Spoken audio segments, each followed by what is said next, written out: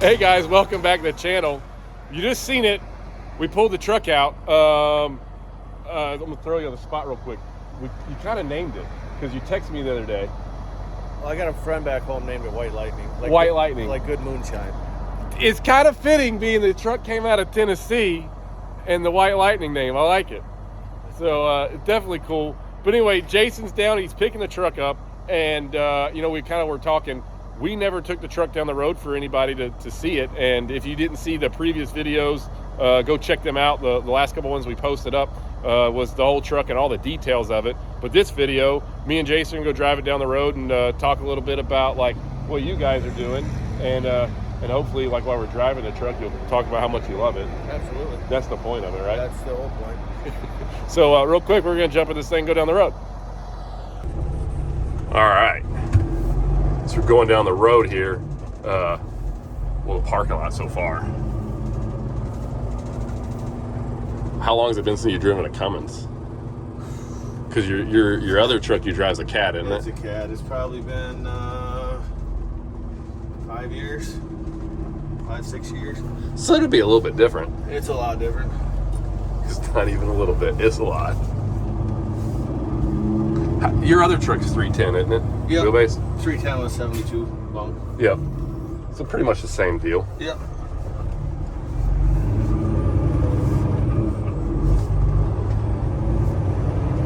I know one of my drivers, Dan's, going to be looking to see if I miss a gear, so I better be good. That's the fun part. Everybody will call you out on any and everything they possibly can. It's like they just looked for it. Yep.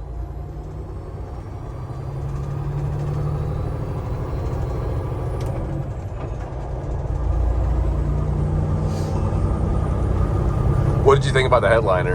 Looks good. I like it. It turned out awesome. Yes, sir. So guys, this truck is, if you haven't seen the videos previously, this is a 2022 389. It's a Cummins 605 2050 torque, 18-speed transmission. One of the last remaining trucks with the old style dash in it.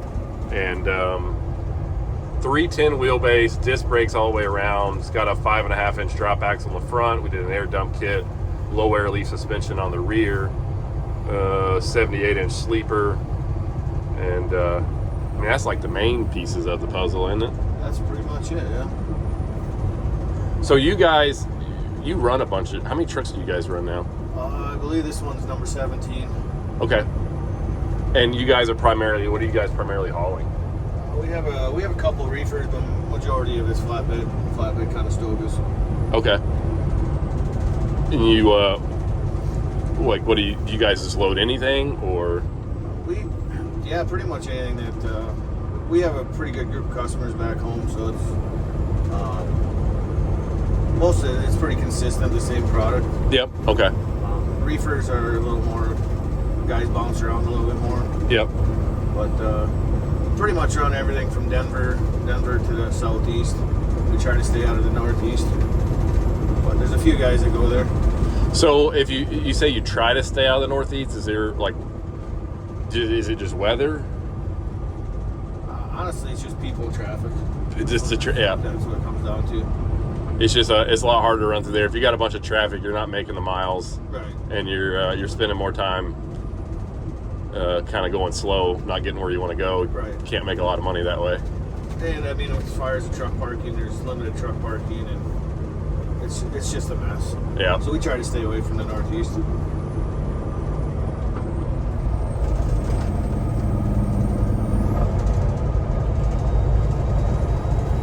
So far, I don't know, we only got a mile or two here, but what do you think? It's good. Ride's good. Peterbilt really did well with the air ride front end compared to my last couple that I had before this. The factory air ride has come a long way. Yeah, it's really nice. I don't know that I would ever want to own a truck that wasn't a factory air ride. It's just so much nicer to me. It is. So on the back of this truck, we put a saying on there for you. It says nothing happens by chance. And me and you were kind of talking on the phone a little bit about that, but I really liked kind of your reasoning behind it. You want to tell me a little bit about, where that came from? And basically everybody thinks that, things are just given to people nowadays, and it's nothing. You have to earn it, you right? gotta earn it, yeah. Right. It didn't fall out of the sky and be like, here's you a brand new really nice truck. I could tell you a million times how many times somebody said no, can't help you, no. You get so sick of hearing no, and then you just keep fighting. Majority of the people will just roll over and say whatever. It's not for me, and that's where Nothing by Chance came in for me. It was just keep fighting. Right. That's what it came down to. And I mean, to be running 17 trucks, that doesn't happen overnight. I mean, how many years have you guys? Because you're essentially a very family business. I mean, it's you and your wife kind of running the deal. My wife quit her job as a nurse to run the business, run the paperwork side of stuff. I still do the dispatching and driving myself. My son helps me in the shop as much as he can. He's in college right now, but as much as he can, and that's essentially, that's. I mean, we just keep fighting. It'd be nice to have somebody to take over some of this stuff, but I always worry that if you put the wrong person in place, that it could ruin something that you worked for your whole life. Yeah, it's got to be. How many years have you been doing this? So I actually. I was born into this, so to speak. I was, my grandfather drove his whole life. My dad drove a long time. They never did the owner-operator thing. They're always company drivers. So I've always had a love for this stuff. And I started the day after I graduated high school. For my graduation party, I couldn't even, let it snap, more or less, because I had to go to work the next day. Right. So I started trucking literally the day after high school. I guess it was in my blood, so to speak, that I took a different path than my family members did. But the one thing that we still joke about, and I guess fate or nothing happened by chance kind of thing. We got married, I believe. Oh God, I'm gonna put on the spot here. Just put myself on the spot. She's gonna get mad if you miss this up. 2001 we got married, I believe. I hope I'm right. Anyways. Our Grand March song was Convoy. Awesome. And everybody laughed about it, but now I look back and I guess it was meant to be, Yep.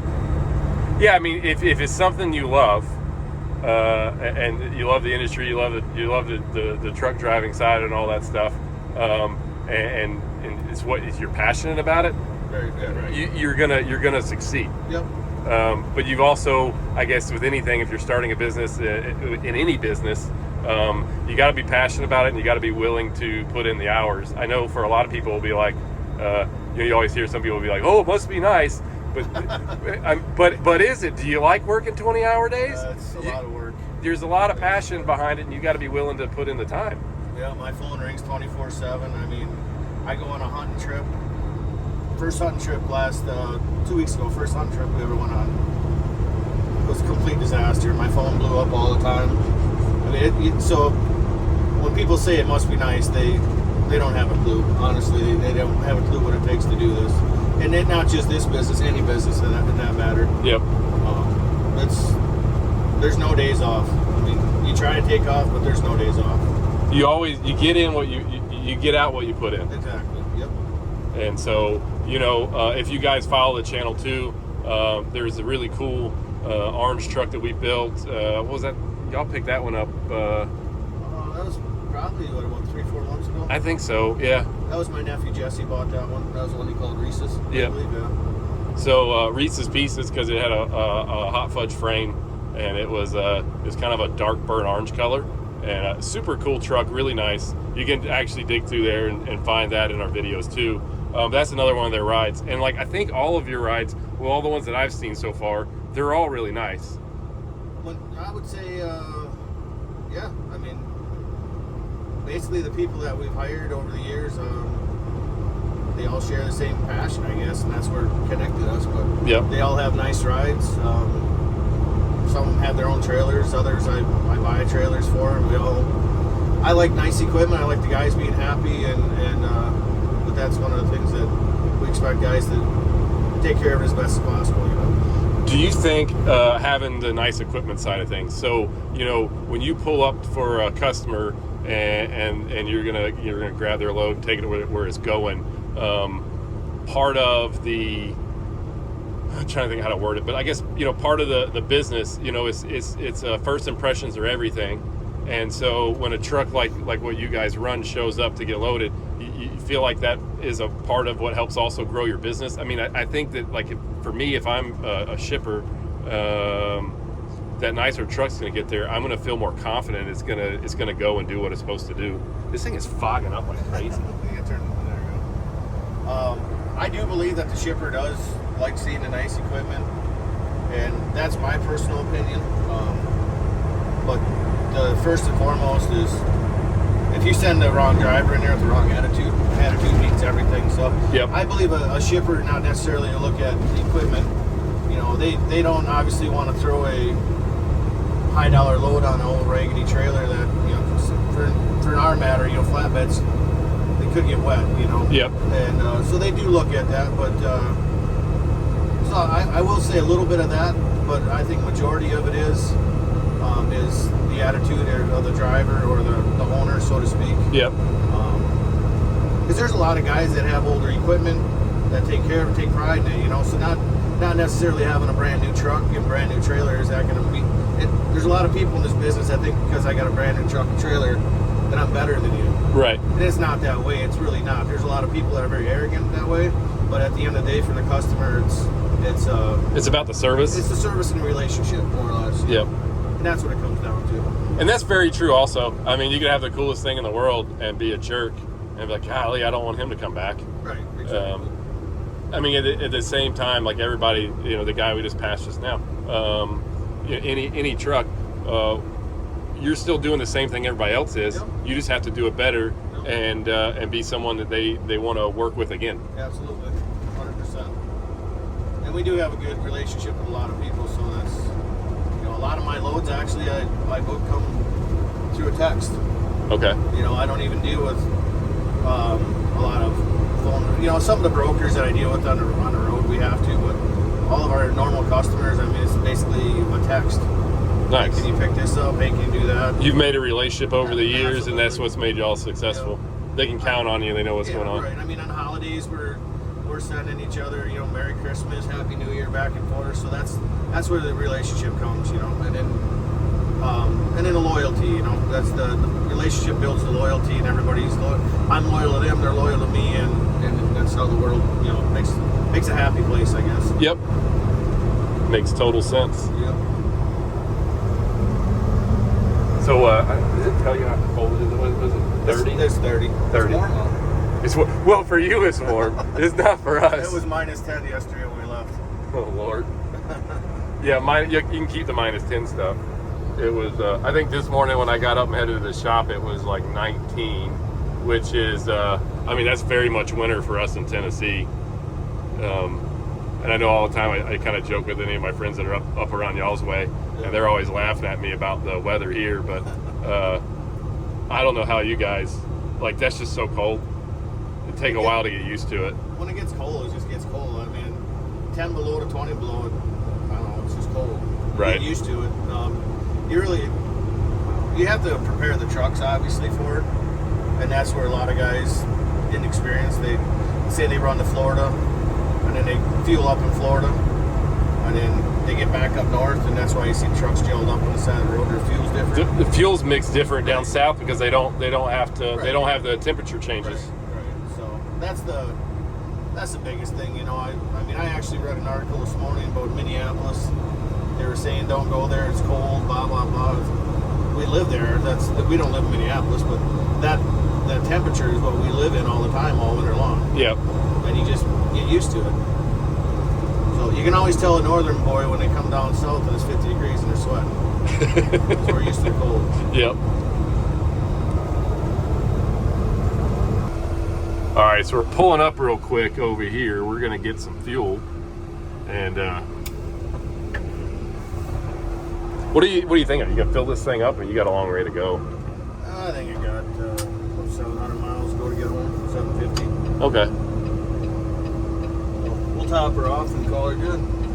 What does it cost nowadays to top one of these dudes off? God's honest truth, I don't even look at the sign anymore. you need it. You need it, and you get it, and you just go. Yeah, you just do it.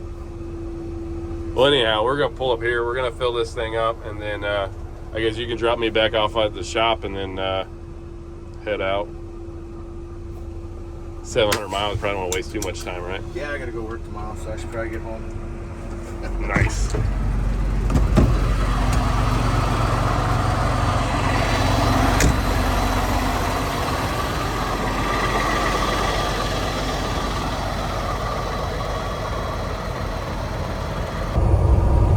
All right, so we got some fuel, and now we're heading back over towards the shop. That way you can get on the road. Head her home. Yep, back to where it's really cold. Actually, it's supposed to be 30 degrees there this week, so we'll be all right. Oh, that won't be so bad. No, You'll probably run around in a t-shirt. pretty much. Yeah, hooded sweatshirts for life. That's pretty much it. That's it. Yeah. So we're going on the road. I just we have a lot of guys that watch the channel, and some of them have been trucking for a long time. Some of them are pretty new. Some of them are like thinking about getting into trucking. You've been doing it for a while, and you found a way, obviously for yourself and your business to be successful. But if someone was getting into it, if someone wanted to be an owner operator, or even they wanted to drive for a company or anything like that, they're new, they're getting into the industry. Is there anything, from the years of you doing it that you wish you would have known before you got started would have helped progress you, quicker? I would say the guidance, you got to have somebody that's going to guide you, because you're going to make bad mistakes, you're going to do stupid things. The number one thing you got to show up with is a work ethic. Yeah. So going into this thinking it's a 9-to-5 job is never going to happen, and that's a lot of misconception. But as far as company-wise, I would say 25, 30 trucks. You want a family-oriented place that, especially with a young guy just starting out, that he can be, he feels like family. Yep. And you get some one-on-one guidance from people, right. A smaller fleet, working for someone like yourself or something, right. And being newer, you're going to learn a lot of things quicker. Right, exactly. Yeah. And honestly, the number one thing I can tell people is don't listen to, I know this is going to get me a lot of flack, but there's so many people on Facebook that think they know everything about life. Yep. And the young guys nowadays look through social media, and I think they can fall victim to that.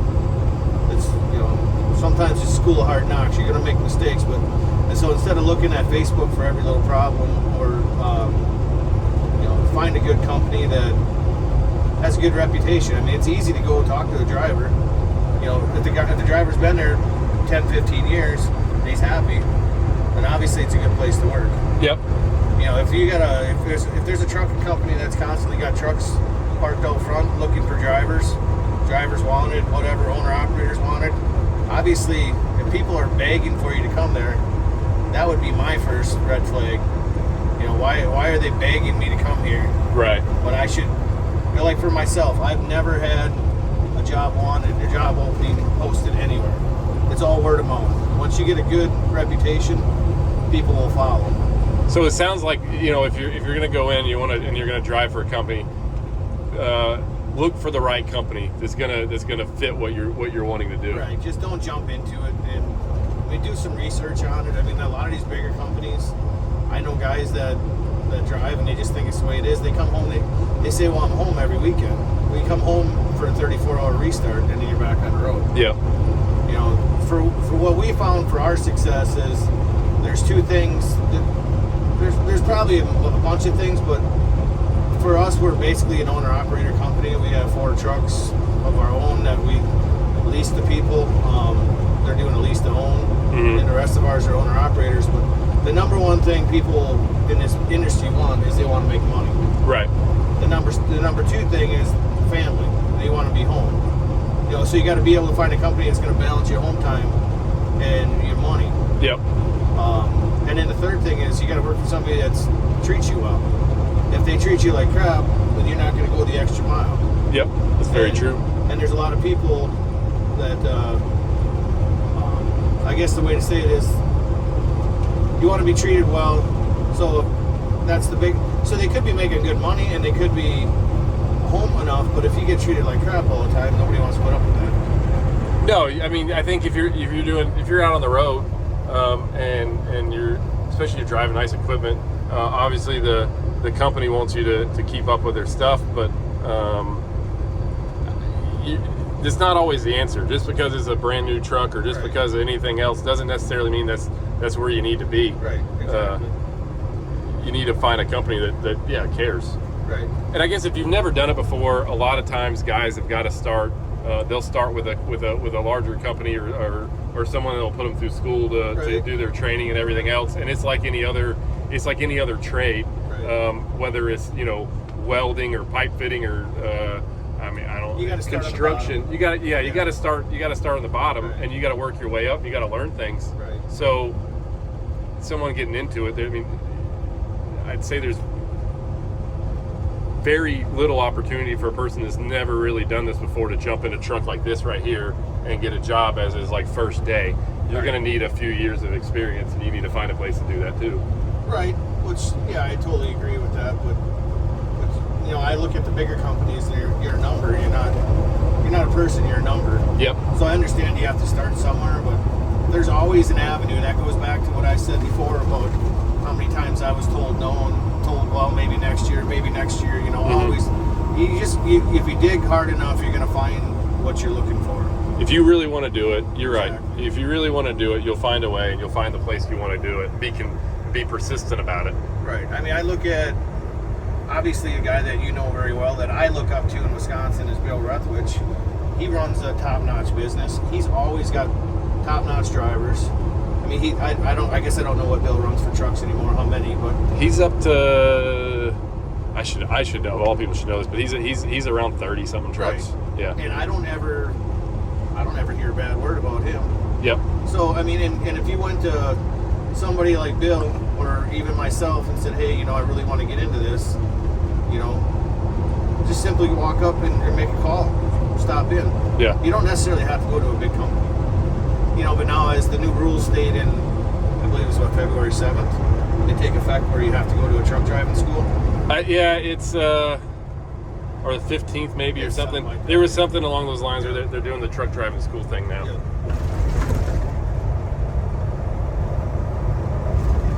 So there's that. I mean, and that's all very true stuff. I mean, if you're, but at the end of the day, if this is what you really want to do, you'll figure it out.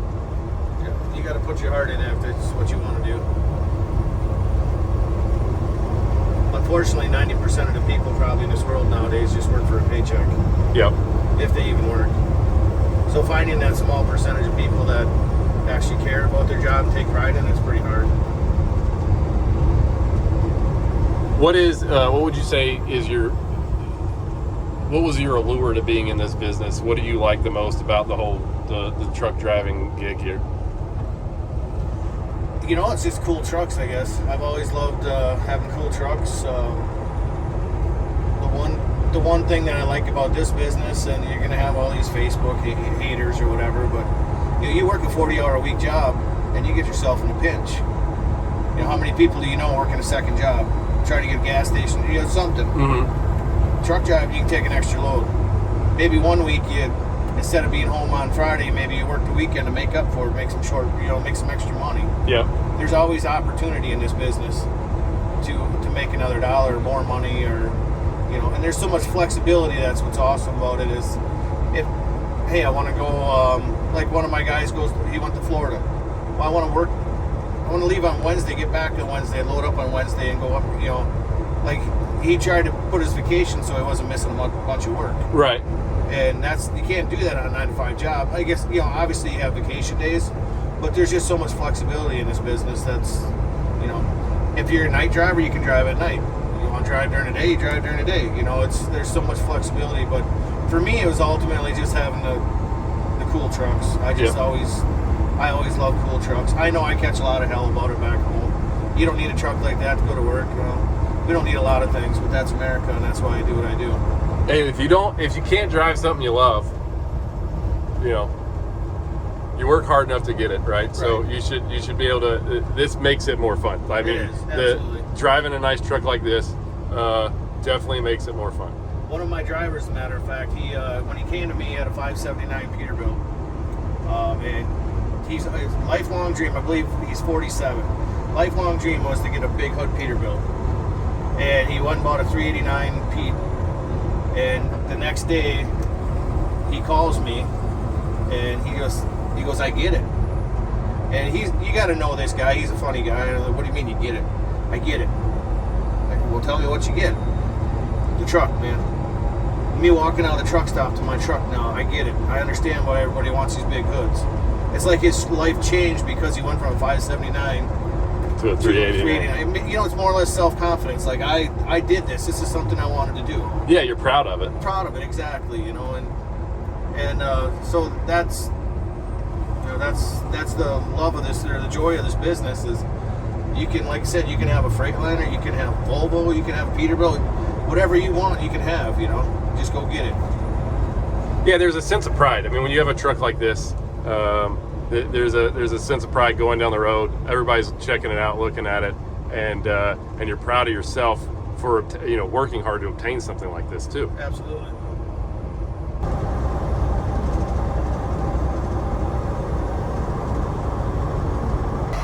All right, guys, that's it for the video.